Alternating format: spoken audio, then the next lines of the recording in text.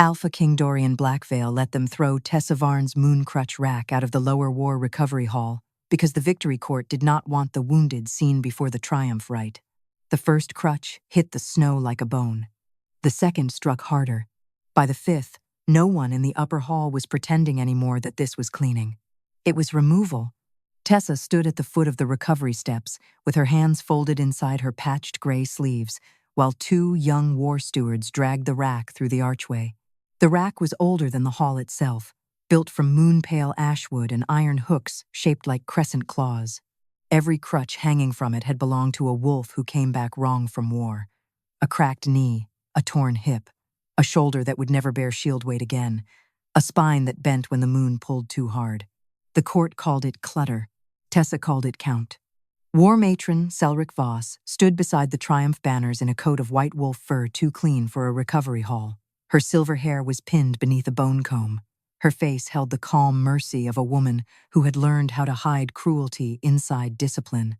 "The rack makes the pack look broken," Selric said. Tessa lifted her eyes. "The pack is broken in places." A few nobles inhaled sharply, not because the words were false, but because they were indecent before victory. Above them, the great hall of Blackpine Keep roared with celebration. Captains drank beneath hanging wolf banners. Victory drums waited under white cloth. The defeated southern raiders had been driven past the Iron Fen. Tonight, Dorian Blackvale would stand before every allied pack and receive the Blood Laurel for bringing his warwolves home. Home. Tessa looked at the shuttered doors behind Selric. Behind those doors, wolves lay on straw pallets with their jaws clenched against pain, listening to their king being praised for the bodies no one had counted aloud. Dorian entered before the sixth crutch hit the snow. The hall changed around him. Alpha King Dorian Blackvale was built like a northern war oath, broad-shouldered, dark-haired, and severe enough that even laughter lowered itself when he passed. His black ceremonial armor bore fresh victory silver at the collar, and a wolf pelt mantle rested across one shoulder. His eyes were pale gray, almost colorless under the torchlight. A scar cut through his lower lip, giving his mouth a permanent look of restraint. The court bowed. The injured behind the shuttered doors went silent. Tessa did not bow fast enough. Selric noticed. "Your Majesty, the lower hall is being made fit for the procession." Dorian's gaze moved to the crutches scattered in the snow beyond the arch. Then to Tessa. She felt the weight of his attention before she understood it. It was not kindness, not yet. It was the sharp notice a king gave a misplaced blade. "This rack is yours?" he asked. "No, Majesty." Selric smiled faintly. Tessa continued, "It belongs to the wolves who can no longer stand without it." The words struck the floor harder than the crutches had. A captain near the stair laughed under his breath. Then perhaps they should not stand at a victory rite. Tessa turned her head just enough to look at him. Perhaps victory should not ask them to. The captain's smile died. Dorian watched that happen. Something passed through his face so quickly Tessa might have imagined it. A tightness at the knee when he shifted weight, a shadow behind the cold gray eyes, a wolf inside him remembering pain it had been ordered not to show. Then Selric stepped into the space between them. "Majesty, the allied envoys arrive before moonrise. The recovery hall opens directly beneath the triumph stairs. If wounded wolves are seen with crutches, splints, and fever blankets before the rite, the southern packs will name weakness where they should see strength." Dorian's jaw hardened. Tessa felt the court lean toward his decision. Not with bodies, with hunger. They wanted their king clean. They wanted the war washed into banners before blood dried under bandages. She should have stayed silent. She had learned silence young. Oath-bound servants survived by making their hands useful and their grief private. Her mother had kept this rack before her, and her mother's mother before that. None of them had stood before an alpha king and told him his victory had a limp. But the sixth crutch hit the snow. This one was small, too small for a grown shield wolf. It had been cut down for Aaron Holt, a 19-year-old runner whose left leg had been crushed under a supply cart during the Southern Forced March. His name was not on the wounded tally. Selric had marked him fever-delayed, not injured, not counted. The rack did not heal wounds. It held the witness of every wolf whose body had paid for a victory the court wanted clean. Tessa's hands unfolded. "Leave that one." The steward carrying it hesitated. Selric's eyes chilled. "All of it goes." The moon mark has not faded from that crutch. That is superstition. It is recovery law. It is servant sentiment. Tessa stepped forward. A moon crutch cannot be removed before the wolf it holds has been counted in pack witness. The hall went quiet. Dorian's gaze sharpened. What law? Selric answered too quickly. An old lower hall custom, Majesty, not binding. Tessa looked at him. It was binding when your grandfather came back from the bleak ridge on a carved ash support and refused to let the court hide him. The silence changed. Dorian knew that story. Everyone did. The old king had stood wounded before the pack and named every wolf who carried him home. Victory law had been built from that night, or so the songs claimed. But songs had a way of keeping only the noble wound and burying the rest. Selric's voice lowered. Enough. Dorian looked toward the shuttered recovery doors. For one breath, Tessa thought he would order them opened. Then a horn sounded from the upper stair. The allied envoys had arrived. Selric leaned closer to him. Majesty, if the first thing they see is a hall of broken wolves, they will measure your reign by what war cost, not what it won. Dorian's face closed. The king chose the image of strength. Clear the rack, he said. The order landed inside Tessa like winter water. Selric smiled. The stewards dragged the Moon Crutch Rack over the threshold and threw it into the snow. Crutches scattered across the courtyard below, pale wood on white ground, each one marked with a wolf who had been useful until standing became inconvenient. Tessa did not cry. She only walked to the doorway and looked down at the wreckage. Behind her, the triumph drum began its first slow beat. 1. The rack shifted. 2. A crutch, lifted by itself from the snow. 3. The entire Moon Crutch Rack dragged itself upright, its crescent hooks glowing silver beneath the evening moon. The victory drum stopped. The main recovery doors slammed open, and one by one, the crutches began pointing back into the hall, not toward the wounded already counted, toward the shuttered room Selric had not opened. The first crutch pointed to the shuttered room no victory song had named, not the main recovery ward, not the rows of pallets where counted wolves lay with bandaged shoulders, splinted knees, and fever bowls beside their hands. Those doors had already opened. The court could see those wounds now, and because they could see them, they could begin turning them into noble sacrifice before the night was over. The Moon Crutch Rack did not point there. Its crescent hooks glowed silver in the courtyard snow, and every crutch upon it lifted toward the narrow side door beneath the eastern stair. The door Selric Voss had kept locked. The door no steward had mentioned. The door hidden behind folded victory banners and a standing screen painted with running wolves. Tessa Varn felt the hall go cold. Alpha King Dorian Blackvale stared at the pointing crutches. His face did not change much. Kings learned early how to hide the first wound of surprise. But his right hand curled against the seam of his black ceremonial armor, and his weight shifted off one knee so slightly that only someone who watched injured bodies every day would have noticed. Selric stepped in front of the side door. Majesty, the rack has been disturbed. Moon, ash wood warps under winter cold. Tessa looked at her. Moon, ash does not point. It does when frightened servants build superstition around it. A crutch struck the stone floor. Not falling, striking. The sound cracked through the lower hall, and behind the side door something answered. A cough, then another, then the scrape of a body trying to sit up without help. The allied envoys had reached the upper balcony by then. Southern alphas in black fur, riverpack elders with silver throat rings, 2 moon priest recorders carrying white tablets for the Blood Laurel rite. They had arrived to witness triumph. Instead, they watched a servant woman stand beside a rack of glowing crutches, while the victory hall listened to a hidden room breathe. Dorian's voice cut low. Open it. Selric did not move. That was the first mistake she made openly. Dorian turned his head toward her. War matron. Her smile tightened. Majesty, those wolves are not prepared for presentation. They are not feast tables, Tessa said. Selric's eyes sharpened. No, they are fever, delayed. The phrase landed too cleanly. Tessa had seen it written in the wounded tally. Fever delayed. Resting apart. Unfit for noise. Not battle-broken. Not counted against the victory return.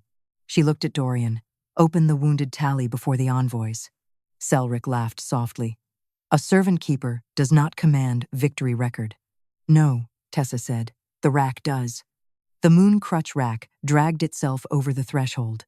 Wood scraped stone, with a sound like old bones refusing burial. One crutch swung from its hook and pointed not only to the side door, but toward the white-covered table where the official wounded tally lay beneath Selric's seal. Dorian followed the line. His expression darkened. Bring the tally. Selric turned quickly. Majesty, the upper rite cannot be delayed by lower hall confusion. The Blood Laurel must be received before moonheight, or the allied packs will consider it an insult. The door, Dorian said, and the tally. The command shook the hall.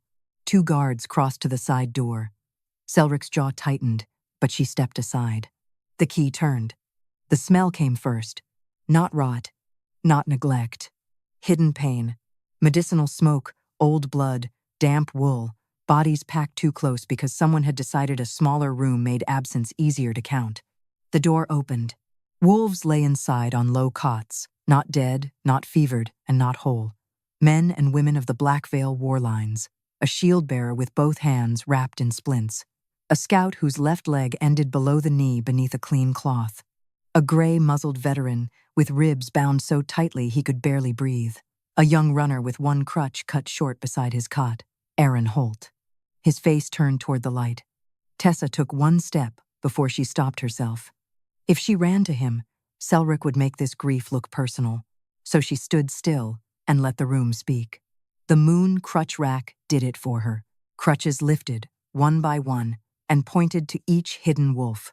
Each time a crutch moved, a silver notch burned along its shaft. 1, 2, 5, 9. The court began counting because the rack forced them to. Dorian looked at the official tally table. Read it. Selric's mouth hardened. Majesty, read it. A moon priest recorder broke the seal with trembling hands. Official wounded, return from the Iron Fen campaign. 43 battle, broken wolves. 12 fever, delayed. 7 supply, delayed. 3 root, separated. Tessa's voice came quiet. Those words hide bodies. Selric lifted her chin. Battle-broken wolves are those injured by enemy force. Forced, march weakness, cart collapse, fever, lag, and failure to maintain pace are not counted against victory return. Aaron Holt tried to stand. His small crutch shook under one arm. Tessa's hands tightened at her sides, but she did not rush forward. He deserved to be seen standing badly, more than hidden safely. I was ordered to run message line after my hip split, he said, voice rough. The march drum did not slow. A murmur moved across the balcony. Selric snapped, sit down. The crutch beside Aaron struck the floor. Silver light ran from its foot across the stone, through the recovery hall, up the triumph stair, and toward the covered victory platform above. Dorian followed it. So did every envoy. The silver line climbed the side of the Blood Laurel table and stopped at his victory plate. A black iron record set before the laurel crown, engraved with the official count of wolves brought home. Dorian went still. Tessa felt dread open under her ribs. The crutch did not point to the hidden room anymore. It pointed to the king's record. The moon priest lifted the victory plate with both hands.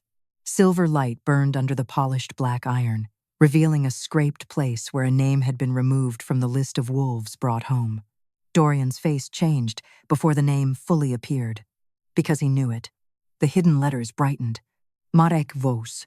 Selric's hand rose halfway to her throat before she remembered the court was watching. Dorian turned slowly toward the war matron. The Moon Crutch Rack shuddered, and every hidden crutch in the side room pointed toward the victory plate. Tessa looked at the erased name, then at the sealed tally, then at the Blood Laurel waiting above the hall. Selric had not hidden only wounded wolves to protect the king's image. She had erased one of her own blood from the count. And if Marek Voss had not been brought home, then the victory record beneath Dorian's crown had already lied before the rite began. Marek Voss's name burned brighter than the Blood Laurel above it. The laurel crown waited on its white cloth at the top of the triumph stair, all silver leaves and black thorns, polished for a victory rite that had not yet begun. Beneath it, the black iron victory plate glowed with the erased name of a man the court had expected to remain absent in silence. Marek Voss. Selric's nephew, Dorian Blackvale's Eastern Field Captain. A wolf, the official record had not counted wounded, dead, or brought home. The Allied envoys leaned forward from the balcony. No one spoke. Even the victory drums seemed ashamed of their own earlier sound. War Matron Selric Voss lowered her hand from her throat and folded it into her sleeve. Merrick was route separated. Tessa Varn heard the practiced shape of the phrase, "Too clean, too ready." Dorian did too. His pale gray eyes moved from the burning name to Selric's face. Route-separated wolves are listed below return exceptions. Selric inclined her head. Then the list will show what I have said. The Moon Crutch Rack scraped once against the stone. Not agreement. Warning. Tessa stepped closer to the victory table. Open the route. Separated list. A court steward laughed before he remembered the hall was no longer on his side. That is a campaign exception record. It has no place in the rite. The rite is standing on it, Tessa said. Dorian's gaze cut to the steward. The man went pale. Open it, the Alpha King said. Selric's mouth tightened. Majesty, route separation is not dishonor. Wolves split by weather, supply break, or tactical delay are not counted as brought home until they rejoin under command. It is administrative, not hidden. Tessa looked toward the side room, where the so-called fever-delayed wolves watched from their cots. Aaron Holt still stood badly on his small crutch, face drained with pain and fury. Administrative words do not need locked rooms, she said. The Moon Priest recorder opened the lower drawer beneath the Blood Laurel table and drew out a narrow bone slate tied with gray ribbon. Selric's seal marked the knot. The rack shuddered. Every crutch in the hidden room lifted half an inch from the floor. The recorder broke the ribbon. Route separated from Iron Fen campaign, he read, voice thin. Marek Voss, Runa Ver, Orland Dake, Sierra Morn, Kel Ash, 3 unnamed support wolves. Reason, Southern Ravine Break, return unverified. The rack struck the floor with all 4 legs. Silver light burst from its crescent hooks and shot into the hidden room. A woman on the 3rd cot cried out. Tessa turned. One crutch dragged itself from beneath a blanket and struck upright beside the cot. A second followed from under the bed frame near the gray-muzzled veteran. A third slid from behind a medicine chest. The court stared as the crutches of route-separated wolves appeared from inside the recovery hall. Not missing, not unverified. Here, hidden behind other names. The silver notches on their shafts began to burn. Runaveij, Orland Dake, Sierra Morn, Kel Ash. The recorder stumbled backward, nearly dropping the slate. Selric's voice sharpened. Those crutches were reused. Lower halls often reassign supports. Tessa walked to the nearest one and touched the moon mark carved just below the grip. A moon crutch does not reassign while the first wolf breathes. The crutch tilted toward the woman on the cot. She opened her eyes. I am Runa Ver, she said, hoarse but clear. I was carried back under a grain tarp. The balcony broke into whispers. Another hidden wolf lifted a shaking hand. Orland Dake. Supply. Delayed, they said. My shoulder was torn on the forced ridge pull. Sierra Morn, whispered the woman near the medicine chest. Route. Separated by record. Recovery room by door. Each name burned into a crutch shaft as it was spoken. Dorian looked as if the hall had become a battlefield he could not charge through. His right knee had locked too stiffly under his ceremonial armor. Tessa saw him shift weight and fail to hide it. His body understood what his court had been trained not to see. Selric moved toward the route slate. This is confusion created by lower hall sentiment. The Moon Crutch Rack turned. All its crutches swung at once toward her. Not touching. Accusing. Tessa's voice stayed quiet. Marek Voss knew the true count. Selric froze. Dorian's head turned. Tessa saw the answer in the war matron's stillness before she had proof. That is why he was removed from brought home record. He was not only wounded, he carried the list. Selric's face hardened. You invent motive because you cannot bear that war loses men. No, Tessa said. I bear it every day. You cannot bear them being seen. A sound came from the side room. Not a cough. Wood struck stone. Slow. Measured. Every crutch in the hall pointed toward the farthest shadowed cot. Tessa's heart hit her ribs. There had been no body there when the door opened. Only a folded blanket and a basin of dark water. Wood struck stone again. Dorian stepped down from the triumph stair. Who is there? No one answered. Tessa moved before Selric could stop her. She crossed the hidden room, past Runevair's cot, past Aaron Holt, standing white-faced with pain, and reached the back wall where a screen had been pulled over a narrow storage recess. Behind the screen, a crutch lay across the floor. Its handle had been carved with a field captain's notch. Marek Vos. But there was no Marek. Only a leather tally case hidden beneath the cot boards. Tessa lifted it. Selric whispered, "Do not open that." Dorian heard her. So did the envoys.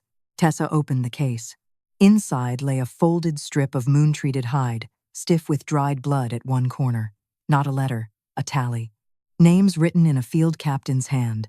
Battle broken, forced, march broken, cart crushed, fever from exposure, wolves carried under tarp, wolves hidden before rite. At the bottom, one line had been scratched so deep it had nearly cut through the hide. Do not let them crown him clean. Dorian took one step back as if struck. The Moon Crutch Rack answered by sending one silver line across the floor. Not toward Selric, not toward the side room, toward the victory floor beneath Dorian's own boots. The stone under him glowed. A sealed return count appeared beneath the triumph stair, hidden below the polished path he was meant to walk to the Blood Laurel.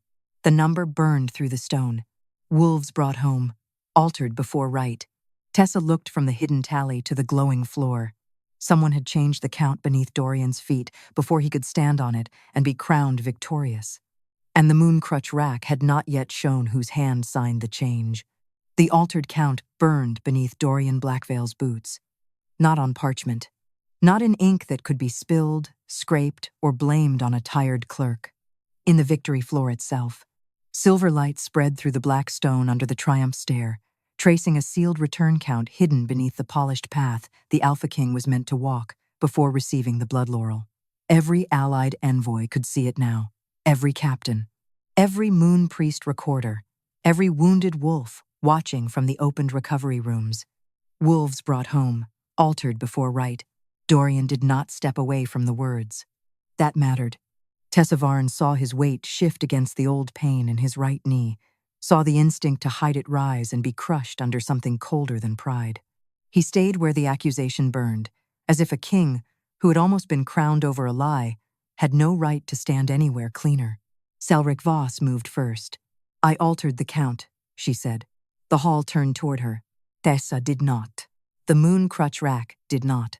Its silver hooks remained pointed toward the floor beneath Dorian, waiting. Selric lifted her chin. "I chose to separate the fever, delayed and rout, separated records from the public return. I chose to protect the rite.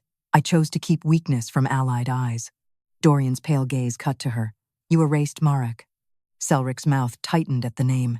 Marek disobeyed recovery order. He carried the true tally. He carried confusion. He was your blood. Her face hardened. Blood does not excuse betrayal. A murmur passed through the balcony. Tessa finally looked at Selric then. There was pain in the war matron. Real pain. That made her worse, not better. She had loved something and still chosen the lie that buried it. The Moon Crutch Rack scraped forward. A crutch lifted from the rack, pale ashwood glowing at the grip, and pointed to the sealed count beneath Dorian's boots. Tessa understood. Selric signed the tally, she said, but she did not seal the floor. Selric's eyes flashed. Dorian turned to Tessa. "Can the rack show who did?" "The rack can show wounded witness," Tessa said. "The floor belongs to victory law. It will not open for pity." "Then what opens it?" She looked toward the recovery rooms. Every hidden wolf had fallen quiet. Brought home testimony. Selric's voice sharpened. "No." The rack struck the stone once. Tessa did not raise her voice. "A victory count altered before rite can be opened if the wolves removed from it stand or speak before the Blood Laurel is placed. That law applies to honored wounded," Selric said. "Not fever, delayed." Runevair pushed herself upright on her cot. Her face had gone gray with effort, but her eyes burned. "Then stop calling me fever." Orlandake tried to sit and failed. Aaron Holt gripped his crutch until his knuckles whitened. A gray-muzzled veteran with bound ribs lifted one shaking hand. Dorian saw them. All of them. Not as numbers, not as cost. as bodies his court had arranged not to interrupt his glory. His jaw tightened. No one rises without help. The command moved faster than shame. Warwolves from the main recovery hall crossed into the hidden room. Those who could stand supported those who could not. Splinted shoulders braced against uninjured arms. Crutches passed from hand to hand. Fever bowls were kicked aside. One by one, the hidden wounded were brought to the doorway. Not healed. Not presented. Counted. Tessa stepped beside the Moon Crutch Rack. Name. Runa's voice trembled but held. Runa Vare. Route, separated by record. Carried under grain tarp, brought home. A silver line burned from her crutch to the victory floor. Orland Dake, the next wolf rasped. Supply, delayed by record. Shoulder torn under forced ridge pull, brought home. Another line. Ciramorn. Route, separated by record. Hidden in lower recovery, brought home. Another. Aaron Holt leaned hard on his shortened crutch. Tessa's hands ached not to steady him, but he lifted his chin toward the balcony. Aaron Holt. Fever, delayed by record. Hip split under march drum, brought home. The floor brightened. One by one, the hidden wolves spoke. The sealed count opened wider beneath Dorian's boots, until the silver lines formed a circle around him. The official number cracked. A second count rose below it, raw and uneven, marked by bodies instead of titles. Dorian stared down at it. 43 battle broken. 12 fever delayed. 7 supply delayed. 3 routes separated. All brought home. All hidden before rite. Then the sealed signature appeared. Selric stepped forward. Majesty, I told you. No, Tessa said. The signature was not Selric's crescent war matron seal. It was a black laurel mark crossed by 3 wolf teeth. The allied envoys recoiled. Dorian looked toward the upper balcony, where an old man in a dark green mantle had not moved since the floor first burned. His white hair hung in warrior braids. His throat ring bore the same black laurel crossed by 3 wolf teeth.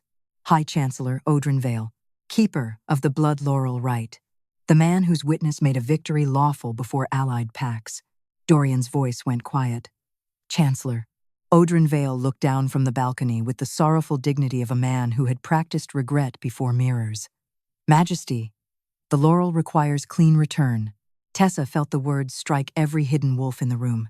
Clean return, as if bodies that needed crutches dirtied victory by surviving it. Dorian did not move. You sealed a false count. I preserved alliance confidence. You signed beneath my feet. I signed beneath your crown. The distinction chilled the hall. Odrin descended the balcony stair slowly, leaning on a black staff carved with victory notches. The southern packs came to see whether Blackvale's strength still holds. Had they seen broken wolves before the laurel, their envoys would have sent word that your reign bleeds too openly. Border loyalty depends on symbols. Tessa's voice cut through the hall. Then your symbol is starving on a cot behind a locked door. Audrin's eyes flicked to her. Careful, lower hall keeper. The Moon Crutch Rack moved between them. Every crutch pointed at Odran. Selric reached for her sleeve, as if to stop what had already broken free. Chancellor, enough. He did not look at her. You were instructed to keep the lower hall closed until after Moonheight. You failed when your nephew tried to carry the true count. Dorian's head turned slowly back to Selric. Her face emptied. Tessa understood then. Selric had not erased Merrick only to protect the king's image. She had done it because Merrick had become dangerous to the Chancellor who controlled whether Dorian received the Blood Laurel at all. The floor beneath Dorian burned brighter. Another hidden line appeared under the Chancellor's seal. Blood Laurel eligibility, confirmed only if wounded return remains below dishonor threshold. The allied envoys began whispering. Dorian looked from Odrin to the wounded wolves, then to the crown waiting above him. For the first time that night, the Blood Laurel looked less like honor and more like a collar. Odrin lifted his staff toward the Moon Priest recorders. Proceed with the rite. The Moon Crutch Rack shuddered. Its hooks flared silver, and from beneath the triumph stair, a final sealed count began to rise. Odrin Vale's staff struck the triumph stair before the silver could finish climbing. The sound should have commanded silence. It did not. The Moon Crutch Rack scraped forward on its 4 pale legs, hooks blazing beneath the torchlight, and the silver lines beneath Dorian Blackvale's boots spread wider through the victory floor. They passed under the Blood Laurel table, under the Moon Priest recorders, under the allied envoys leaning over the balcony, with faces gone sharp from calculation. Then the hidden count opened. Not wounded return. Forced march broken. The words burned into the black stone with a cold, white edge. Tessa Varn felt the entire hall change around them. Wounded wolves could be pitied, hidden, praised later, turned into songs once they stopped making strong men uncomfortable. Forced march broken wolves were different. Those wounds did not come from enemy claws, southern blades, or battlefield chants. They came from command pace, from drums that did not slow, from orders that made bodies pay before battle began. Dorian read the words once, then again. His face closed so tightly it looked carved. Odrin Vale lifted his staff. That count is irrelevant to victory law. The Moon Crutch Rack slammed one leg into the stone. A crack opened under the Chancellor's boot. Tessa said, "The rack disagrees." Odrin's pale eyes turned toward her. "The rack is an object of recovery witness, not campaign judgment. It holds the wolves who came back wrong. Battle wrong," he said. "Not march, tired." A sound moved through the wounded room. Not anger first, pain. Aaron Holt leaned harder on his shortened crutch. "My hip split before we reached the fen." Runever lifted her bandaged hand. "My fever came after the ridge pull. We marched through sleet, with no moon halt." Orlandake's voice broke from his cot. "My shoulder tore dragging the supply sled because the drum kept pace after 3 wolves collapsed." One by one, the hidden wounded began naming what the official tally had softened. Not fever, exposure. Not supply delay, cart collapse under forced pace. Not route separated. Carried behind the column because the march refused to stop. The silver lines under the floor thickened with every voice. Selric Voss stood near the recovery door, bloodless and still. Her face had the look of a woman watching a wall she built become a grave marker with her own hands. Dorian turned toward her. "You knew." Selric swallowed. "I knew the march was hard. That is not what I asked." Her eyes flicked once toward Odrin. There it was. Small. Enough. Dorian saw it. Odrin descended another step. "Majesty, do not let lower hall testimony distort campaign necessity. The Iron Fen victory required speed. Had the army slowed, the southern raiders would have crossed into allied lands. Every pack on this balcony knows the price of hesitation." Several envoys looked away. Not all. One river elder with silver throat rings spoke carefully. "The Blood Laurel honors victory brought home. If wolves were broken before battle by unlawful pace, the return count must be reviewed." Odrin's voice sharpened. "Reviewed after the rite." Tessa looked at him. "After the crown is on his head." "It is not a crown." "No," she said. "It is worse. It lets a lie look like everyone agreed." The hall went silent. Dorian looked at her then, not as a servant interrupting victory, as someone standing where his own courage should have stood first. That look frightened her more than his anger had. The Moon Crutch Rack turned again. Its crutches did not point toward Selric, not toward Odrin, not toward the wounded room. They pointed toward the Blood Laurel itself. The silver leaves trembled on the white cloth. Beneath the laurel, the final hidden line burned into the stone. Eligibility threshold. Forced. March wounded. Excluded from honor count. Tessa understood with a cold clarity. "They did not hide the wounded after the count," she said. "They changed what counted as wounded." Odrin's mouth tightened. Merrick Voss had discovered it. Not merely missing names, not only hidden rooms, but the rule beneath the rule. Wolves broken by command before battle had been excluded, so Dorian's victory would stay clean enough for the Blood Laurel. Dorian's voice came low. "Why?" Odrin looked almost disappointed in him. "Because allied strength requires symbols the border can obey. You are young. Feared, yes, but not yet unquestioned. The Blood Laurel makes your victory harder to challenge. It binds wavering packs. It secures winter levy. It tells every rival that Dorian Blackvale brings wolves home." Tessa's voice was barely above a whisper. "Even when he does not look at the ones who came home unable to stand." Dorian flinched. Not visibly to the whole hall, but Tessa saw it. The old injury inside him had hurt her. Odrin saw it too, and his eyes sharpened. Majesty, the Chancellor said softly, there are truths a throne survives by not displaying. Dorian's right hand lowered slowly to the seam of his ceremonial armor near his thigh. Selric's face changed. Tessa's heart tightened. No, Selric whispered. The Moon Crutch Rack heard her. Every hook flared. One crutch slid from the rack by itself. It was older than the others, polished smooth at the grip, cut from moon ash darkened by years of hidden handling. It did not point to the wounded room. It did not point to the victory plate. It pointed to Dorian Blackvale's right leg. The hall stopped breathing. Dorian did not move. Odrin closed his eyes for the briefest moment, as if irritated that an old secret had chosen the worst possible hour to become lawful. Tessa looked from the crutch, to Dorian's locked knee, to the way he had shifted weight since the first moment he entered the hall, to the shadow she had mistaken for memory.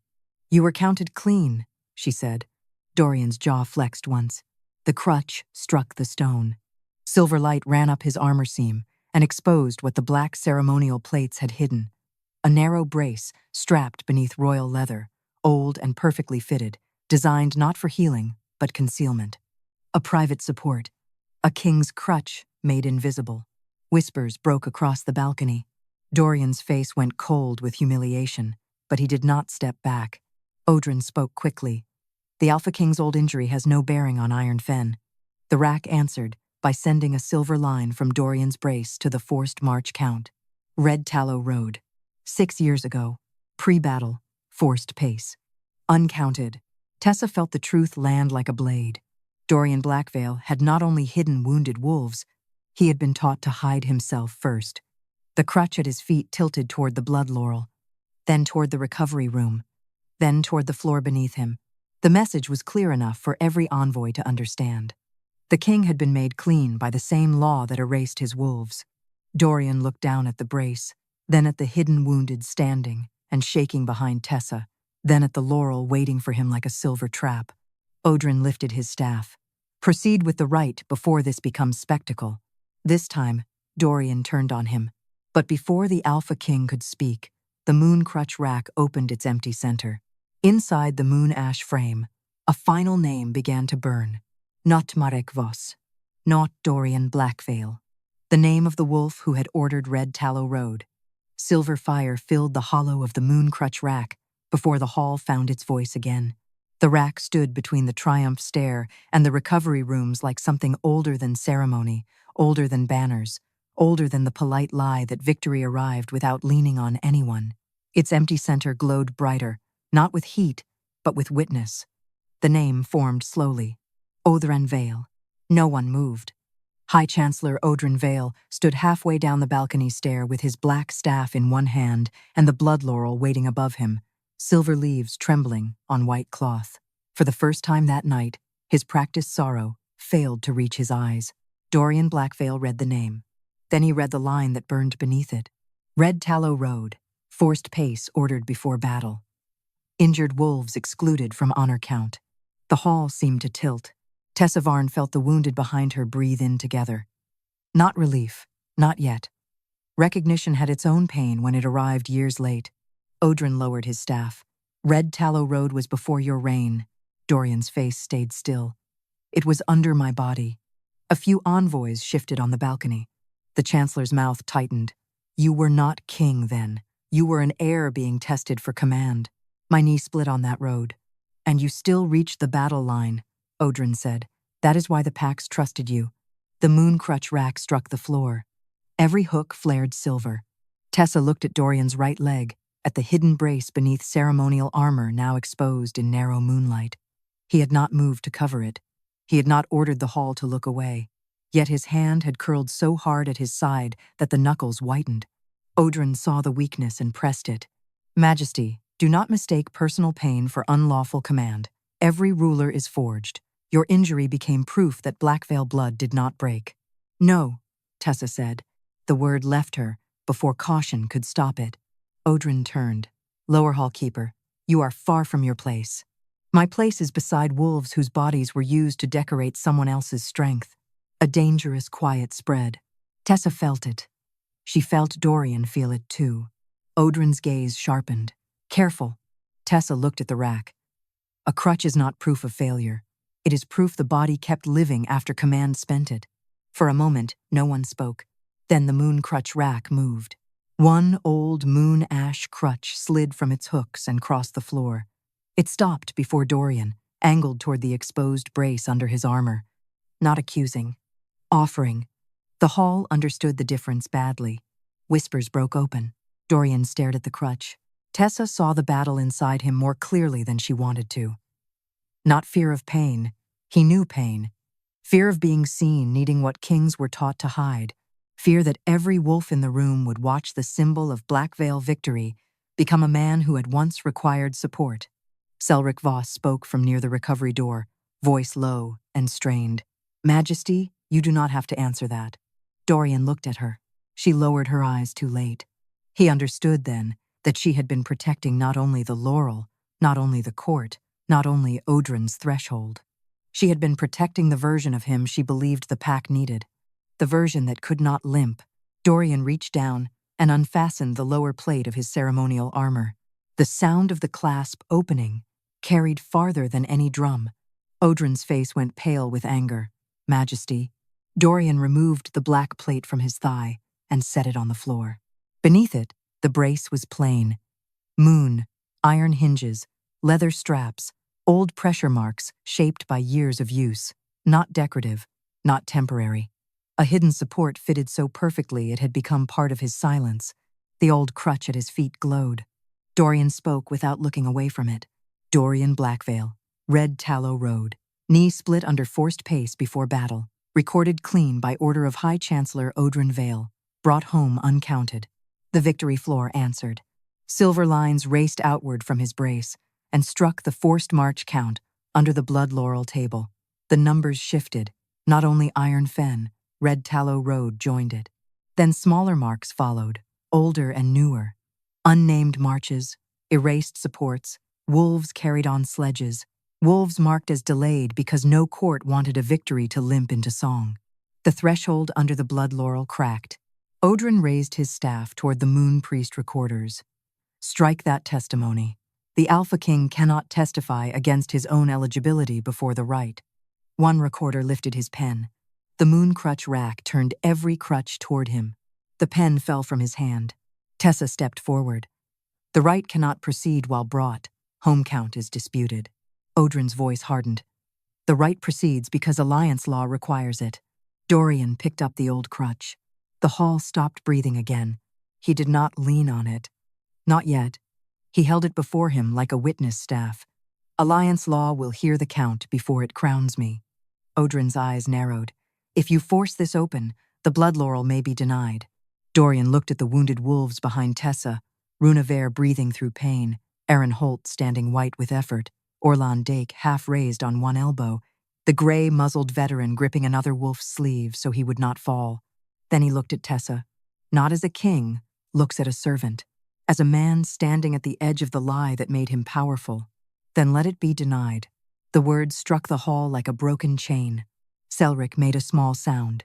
Odrin's staff slammed down.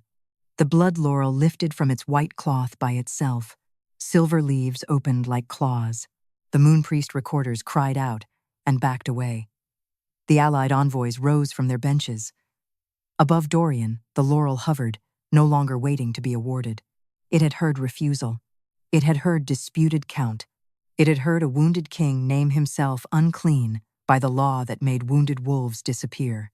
The Laurel tilted, not toward Dorian's head, toward the recovery rooms. Every crutch in the Moon Crutch Rack rose at once. Tessa felt the old wood tremble beside her, and for the first time that night, she understood the next law before anyone said it aloud. The Blood Laurel did not crown a king first. It crowned the victory witness, and the Rack had not chosen Dorian. The Blood Laurel drifted away from the triumph stare. Slowly. That made it worse. If it had fallen, the court could have called it an omen. If it had shattered, they could have called it sabotage.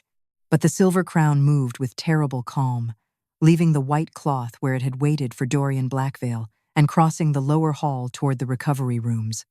Every allied envoy stood.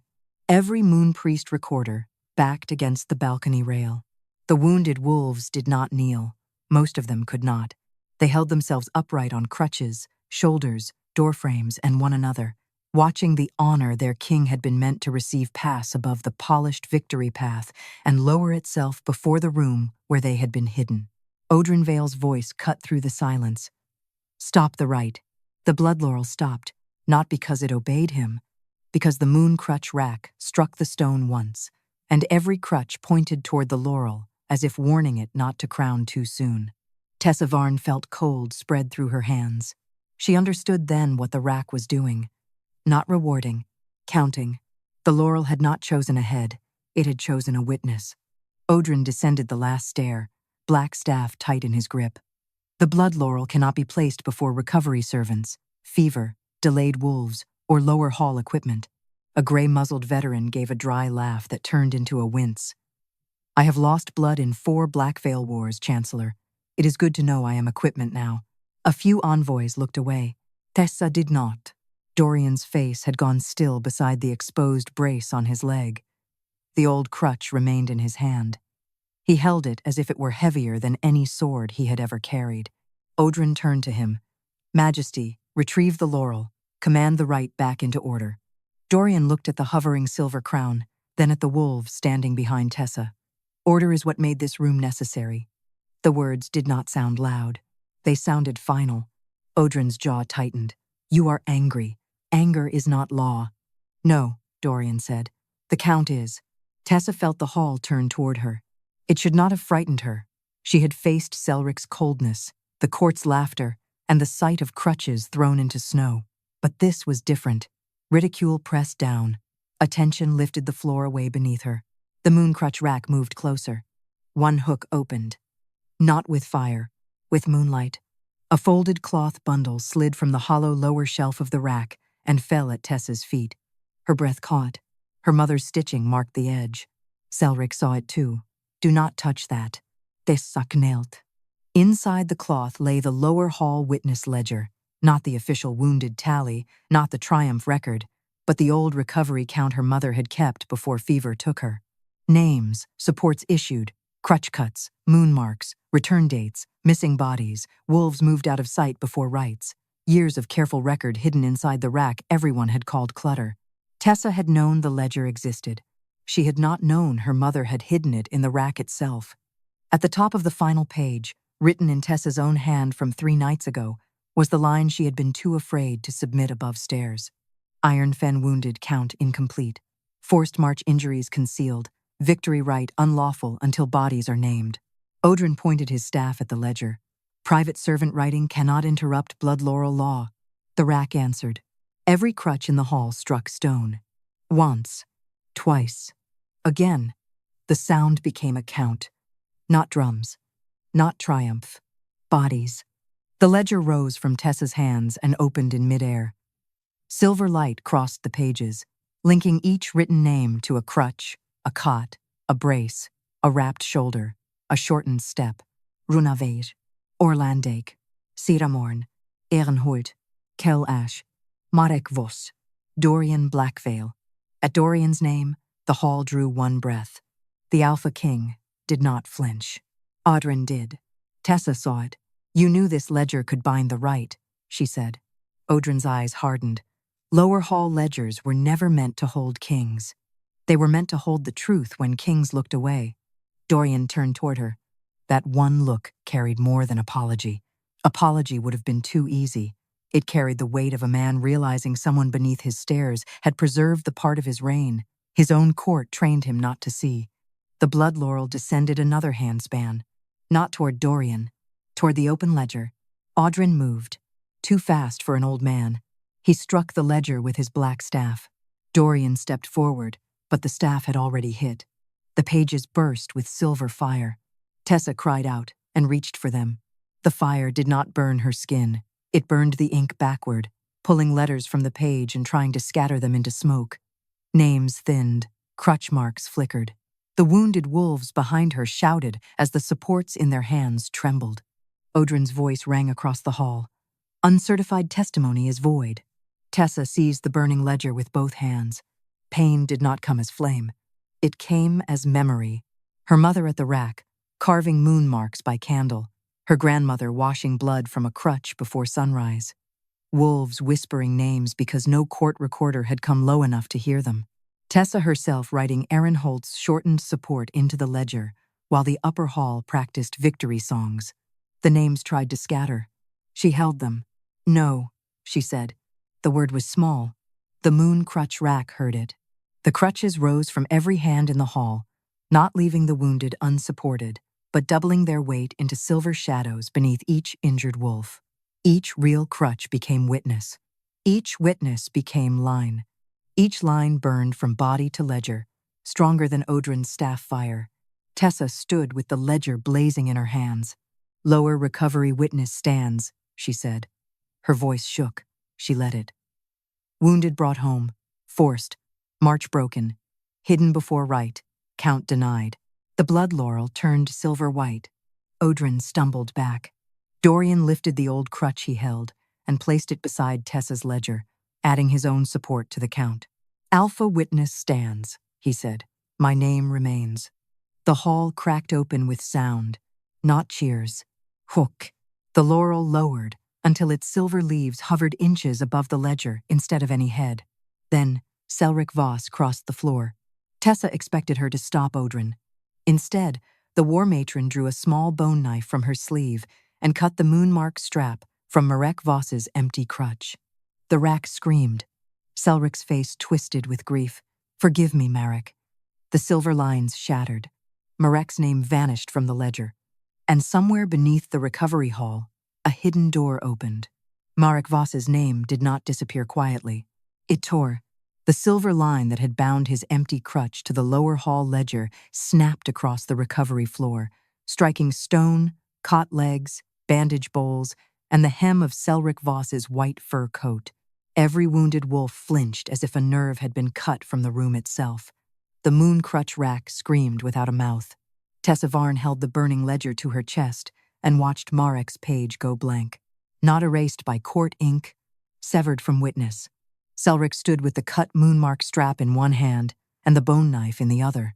Her face was ash pale, and whatever triumph Odrin Vale expected from her was not there. Only grief. Ragged, ugly, nearly human enough to hurt. Dorian Blackvale moved first. "What did you open?" Selric's eyes flicked toward the lower wall beneath the recovery stair. The stone there had split inward, revealing a narrow passage where no passage should have been. Cold air breathed out of it, carrying the smell of old wool, iron water, and moon salve, gone bitter from being kept underground too long. Odrin's voice came sharp. "Seal it."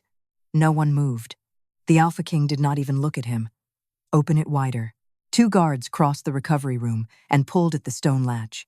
The hidden passage groaned open enough for torchlight to enter. Tessa saw the first support mark carved inside. Not a room number, a denial mark. Unreturned. The word was old lower hall script, almost worn away by damp. Her stomach turned. The hidden wounded in the recovery doorway had been erased from the victory count, but they had still been inside the hall. Still breathing under roof law. Still close enough for the Moon Crutch Rack to point toward them. This passage held those removed from even that. Dorian stepped toward it. Selric caught his arm. The hall froze. No one touched an Alpha King without permission. Not a war matron, not before envoys, not with accusation burning under the victory floor. But Selric held him as if she had forgotten rank. "Do not go down there in front of them," she whispered. Dorian looked at her hand, then at her face. "What is Marek to this door?" Her fingers fell from his arm. Tessa already knew the answer was worse than fear. The Moon Crutch Rack dragged itself toward the passage, leaving silver grooves in the stone. The crutches, still held by wounded wolves, trembled in their hands, but did not leave them. Instead, pale shadows of those crutches stretched from floor to doorway, making a bridge of witness no one could step around. Tessa followed the rack. Dorian came beside her, the old crutch still in his hand, his hidden brace exposed beneath torn ceremony. Odrin's staff struck once. "Majesty, the Blood Laurel rite has been interrupted beyond lawful measure. If you enter an uncertified lower passage before allied witness, the Chancellor's office will suspend the rite entirely." Dorian did not stop, then suspend it where the wounded can hear. The passage descended only 7 steps. That was enough to make the hall above feel like another kingdom. Below, 3 narrow cots sat against a stone wall. 2 were empty. One held a man with dark hair streaked by silver at the temples, his left arm bound across his chest and one leg braced in rough splints. His face was hollow from fever, but his eyes were open. Marek vos. Selric made a sound behind them. Not denial, a wound recognizing itself. Marek turned his head toward the light. Aunt. The single word broke something in her. Tessa gripped the ledger harder. He is alive. He was not fit to stand, Selric said. Marek's mouth twisted. I was fit to count. Odrin appeared at the top of the passage, his face hard with controlled fury. Captain Voss was under recovery isolation. Marek laughed once and coughed until blood touched his lip. Isolation does not need a denial mark. Dorian descended the final step. He did not loom over Marek. He crouched, and the motion cost him. His braced knee resisted before he forced it down. Tessa saw Marek notice, saw the injured captain understand in one glance what the court had hidden under royal armor. Who ordered the count changed? Dorian asked. Marek's eyes moved past him, toward Odrin, then toward Selric. Selric shook her head once, barely. Marek closed his eyes. Tessa felt anger rise, but not at him. Not yet. The war had taught them all to protect someone wrong. The Moon Crutch Rack gave a low wooden groan. The severed strap in Selric's hand began to glow. Tessa looked at it. You cut his strap to keep the ledger from forcing him to speak. Selric's face broke. To keep the Chancellor from claiming he was fit for oath trial. Odrin's voice came cold from the stair. Marek Voss carried unauthorized return figures during active campaign. That is war, record, treason. He carried wounded names, Tessa said. He carried numbers that would have denied the Blood Laurel. Dorian stood slowly. There it is. Odrin's expression did not change. Marek reached under his blanket with shaking fingers. Selric moved as if to stop him, then stopped herself. He pulled out a strip of white cloth wrapped around a splintered crutch handle.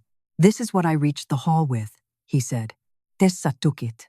The handle bore not only Marek's field captain notch, it bore a march drum mark, iron fen forced pace authorized before battle. Beneath it, in a second hand, was the command that mattered. Exclude pre-battle broken from victory burden. Signed, High Chancellor Odrin Vale. The passage went still. Even Odrin did not speak quickly enough. Dorian turned up the stairs.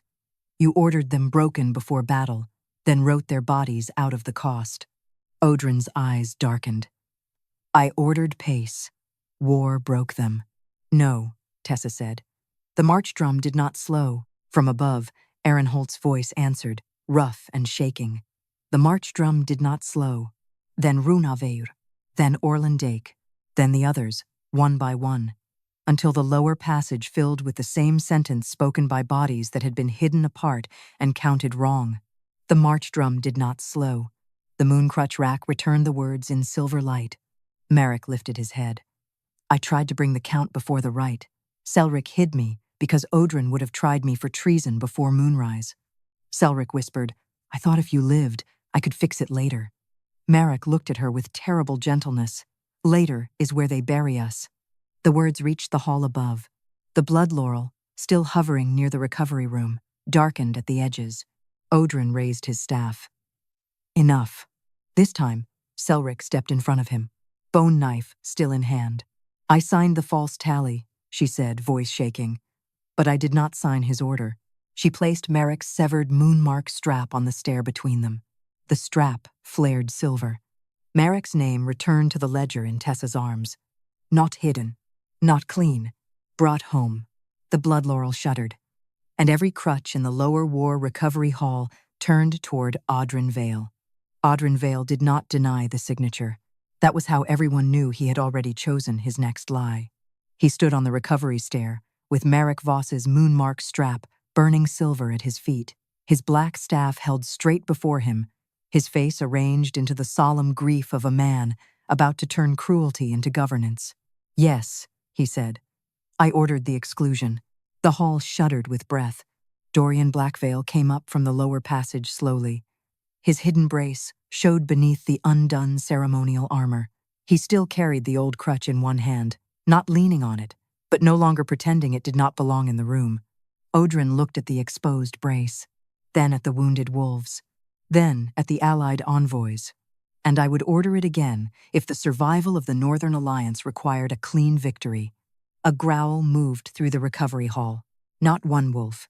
Many.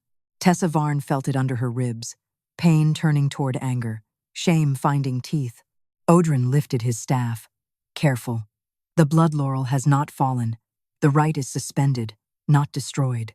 The allied packs still require lawful conclusion before moonheight. Dorian's voice was low. You hid broken wolves to make me eligible. I preserved the crown that keeps border wolves from killing one another. You used my wound as precedent. I used your endurance as symbol. Tessa stepped forward with the lower hall ledger still glowing in her hands. You used their injuries as erasures. Odrin's eyes cut to her. And you, lower hall keeper, mistake witness for rule. The Moon Crutch Rack gave a low wooden groan. Odrin ignored it. Wounded testimony does not overturn victory law unless the wounded stand before the laurel. They are standing, Tessa said. His mouth curved without warmth. Are they? The cruelty of it landed slowly. Runavere swayed beside her cot. Orlandake could not fully rise. Ciramorn had one arm locked around another wolf's shoulders. Holt shook so hard his shortened crutch rattled against the floor. Merrick Voss stood only because Selric held him upright at the passage mouth, her face carved open by remorse. Odrin wanted the law to demand what their bodies could not give. He wanted pain to become disqualification. The allied envoys understood. Some looked sick, others looked relieved. Rules were easier than conscience. The old phrase, Odrin said, is clear. Those who stand in return may be counted brought home. Those who cannot stand remain under recovery exception until later witness. Tessa looked at the Moon Crutch Rack. For years, she had cleaned it, repaired it, carved new grips, shortened supports, replaced worn leather under hands that trembled with frustration. She had thought of it as service, as care, as proof that someone in the lower hall remembered names after the upper hall forgot them. Now she understood why her mother had never allowed a crutch to be burned while its wolf still breathed. A crutch was not the opposite of standing. It was how some wolves stood. Tessa raised the ledger. Then hear the whole law. Odrin's expression changed. Just slightly. Enough. She turned to the rack. Moon Crutch, return clause. The rack struck the floor. Silver light shot from every crescent hook to every support in the hall. Crutches, braces, splints, wrapped shoulders, leaning arms. Even Dorian's hidden brace answered at once. A circle of moonlight formed around the wounded. Tessa read from the page that had just appeared beneath her mother's old stitching. A wolf who stands by crutch, brace, shoulder, sling, or carried oath stands in return. No victory may deny the body that reached home by support. The hall went very still. Then Holt let out one broken laugh. Runavere began to cry without covering her face. Audrin's staff tightened in his hand. That clause was never ratified above stairs. Dorian looked at him. Because above stairs did not need it. No king can bind allied law to lower hall custom. This king can bind his own crown to the truth. Odrin's face hardened at last. Then you will lose the laurel. Dorian stepped fully into the moonlit circle. His brace gleamed silver under the torn armor. The old crutch in his hand brightened with the others. Count me, he said. The rack answered. Dorian Blackvale. Red Tallow Road. Forced march broken. Brought home by concealed support. The words burned into the victory floor. The allied envoys erupted. Some shouted that the rite was void. Others demanded the count be completed. One Southern Alpha called it weakness. A river elder answered that a pack strong enough to name its wounded was harder to break than one that buried them. Odrin struck his staff against the stair. The Blood Laurel, still dark-edged above the recovery room, trembled. If the Alpha King submits himself under recovery witness, Odrin declared, then he admits the Iron Fen return was unlawfully certified. Under Alliance Compact, command of the victory rite passes to the Laurel Chancellor until a clean successor is named. Tessa felt the trap close. Dorian had not been Odrin's only path. If the lie held, Odrin crowned him clean and ruled through the symbol. If the truth broke open, Odrin declared him unclean and took control through the rite itself. Selric whispered, That is why you pushed the rite before moonheight. Odrin did not look at her. I protected the Alliance from a king too wounded to understand what must remain unseen. Dorian moved toward him. Tessa caught his arm. The hall saw it. A lower hall keeper stopping an alpha king with one hand. He stopped, not because she held power over him, because he had learned not every urgent step led toward justice. "Do not make this a contest of strength," she said. "That is his road." Odrin smiled. "Then what is yours?" Tessa looked at the wounded wolves, at Marek Voss still breathing, at Aaron upright by support, at Runevair's tears, at Dorian standing inside the count he had been taught to hide. Then she looked at the Blood Laurel. "My road is return." She placed the ledger on the floor. One by one, the wounded wolves moved behind her. Not fast, not beautifully. Some stood by crutches, some by shoulders. Some were carried in blankets with hands lifted to show they were alive. The main recovery wounded came too, leaving the safe rows where they had already been counted and joining the hidden wolves whose absence had bought the right. At last, Dorian stepped behind Tessa as well.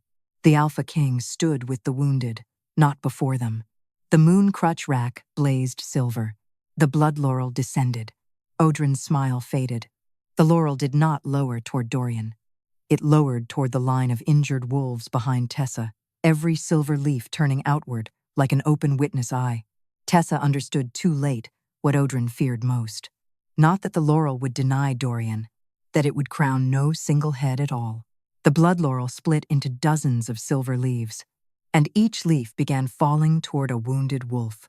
The first silver leaf touched Aaron Holt's shortened crutch. It did not crown him.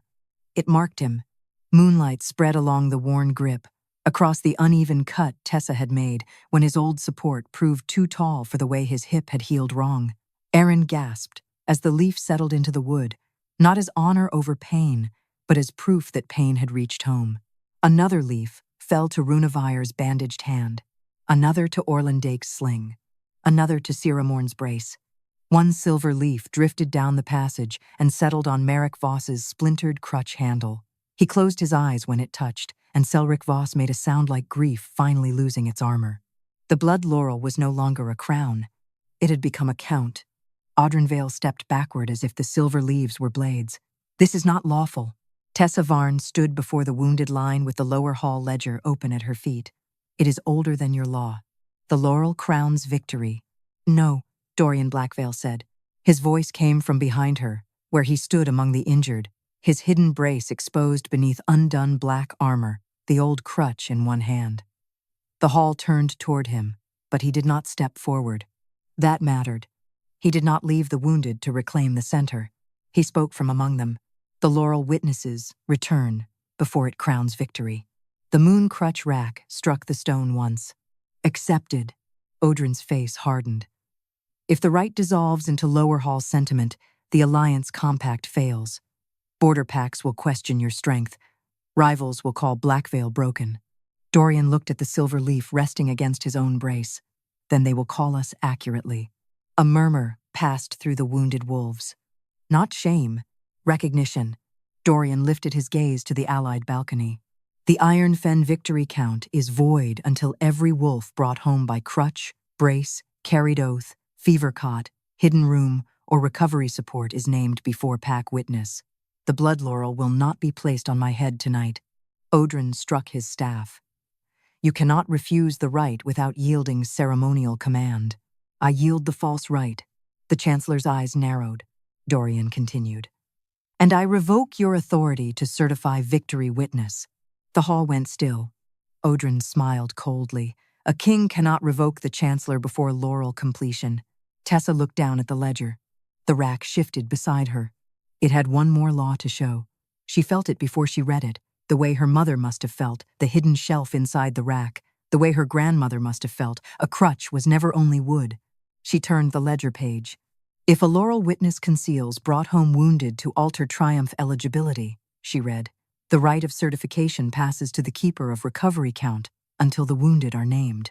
Odrin's smile vanished. Selric whispered, that clause was buried. Tessa looked at her. Not buried.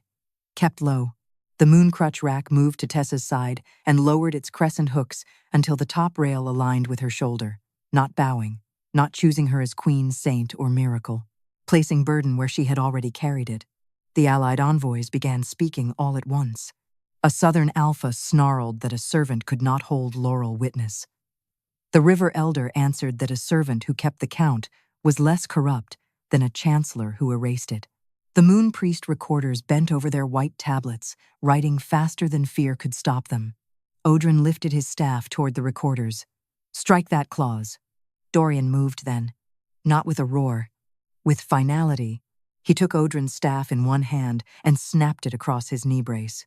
The sound cracked through Blackpine Keep. Odrin staggered, as if the break had gone through his spine. "You used my injury to teach me silence," Dorian said. "You used their injuries to buy me honor. You will not use law to finish what cruelty began." The staff pieces fell at Odrin's feet. Guards moved in. This time, no one waited for the Chancellor's permission. Odrin looked past them to Selric. "You signed the false tally." Selric's face twisted. "Yes." The word shook, but it did not hide. She stepped beside Merrick at the passage mouth, one hand bracing his back. "I signed it.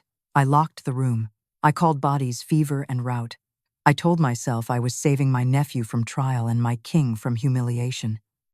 She looked at Tessa then, and the honesty in her face was too late, but real. "I made the wounded carry the price of my fear." Marek did not forgive her.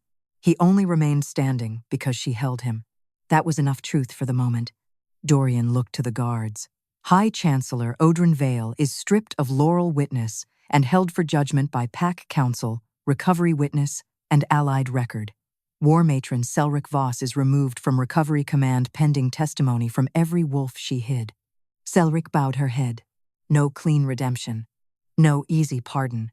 The Moon Crutch Rack glowed softly, as if satisfied not by punishment, but by accuracy.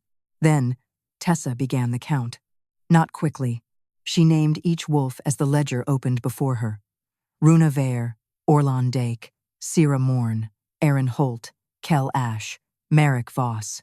The gray-muzzled veteran whose ribs had been bound too tight. The shield-bearer with wrapped hands. The scout carried under tarp. The fevered wolves whose illness came from exposure. The ones supply delayed by broken carts. The ones route separated by lies. The main recovery wounded already counted, and the hidden wounded made visible. Every time she spoke a name, a silver leaf settled. The Blood Laurel did not diminish. It multiplied differently.